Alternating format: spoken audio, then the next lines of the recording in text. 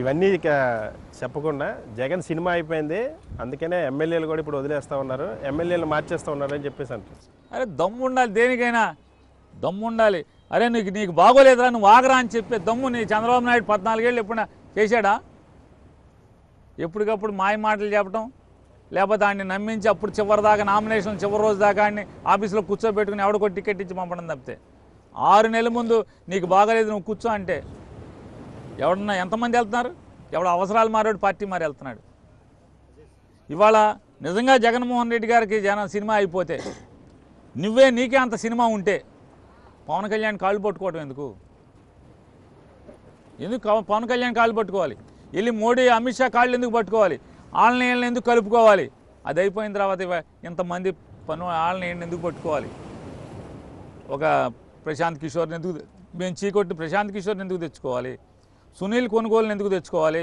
వీళ్ళందరూ ఎందుకు కొనుక్కోవాలి? రాబిన్ శర్మని ఎందుకు కొనుక్కోవాలి? ఇంత పనుడివి అయితే అది నీకు వీళ్ళందరూ ఎందుకు? ఓ పవన్ కళ్యాణ్ కావాలి, కేఏ పాల్ కావాలి, కాంగ్రెస్ పార్టీ కావాలి, బీజేపీ కావాలి, కమ్యూనిస్ట్ పార్టీ కావాలి, అందరూ ఎందుకు? నువ్వే అంత పోటీగాడివి అయితే జగన్ కొడతాకి నువ్వు ఒక్కడే రావచ్చు కదా. నీకే ముందు ధైర్యం లేదు. అంటే ఎమ్మెల్యేలని మంత్రులు ట్రాన్స్ఫర్ చేయడం ఏంటి? ఒక దగ్గర చెల్లని రూపాయి ఇంకో దగ్గర చెల్లుతుందని చెప్పి చంద్రబాబు సెటర్ వేస్తున్నాడు మీ మీద. చంద్రబాబు నాయుడు తొంతంతా ఏంటంటే ఆయన చేస్తేనేమో రాజకీయం,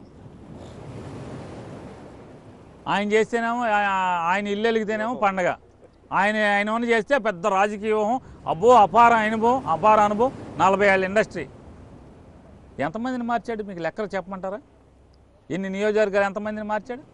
కోడెల సుప్రసాద్ దేవురు సత్తెనపల్లి ఎక్కడ తెచ్చిపెట్టావు?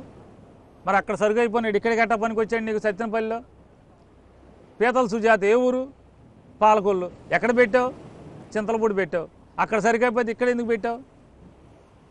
అనిత ఆవిడెవరో మాట్లాడుతూ ఉంటుంది గబగబా, ఎక్కడి నుంచి ఎక్కడికి తెచ్చిపెట్టావు? నిన్నగాక మొన్న 2014లో రామాంజనేయులు అని చెప్పని కర్నూలులో ఒకడు ఓడిపోయాడు, ఆయన తెచ్చి ఎక్కడ పెట్టావు? గుంటూరు జిల్లా పచ్చిపాడులో పెట్టావు. సిగ్గులేదా మరి దీనికి? నీ కొడుకుని ఎక్కడి నుంచి పెట్టావు? మీది హైదరాబాదు, నీదేమో చంద్రగిరి. మీ కొడుకుని వచ్చి మంగళగిరిలో ఎందుకు పోటీ చేశాడు? మీకు చంద్రగిరిలో పోటీ చేసే సినిమా లేదా? నీ కొడుక్కి సొంతూళ్ళలో పోటీ చేసే సినిమా లేదా?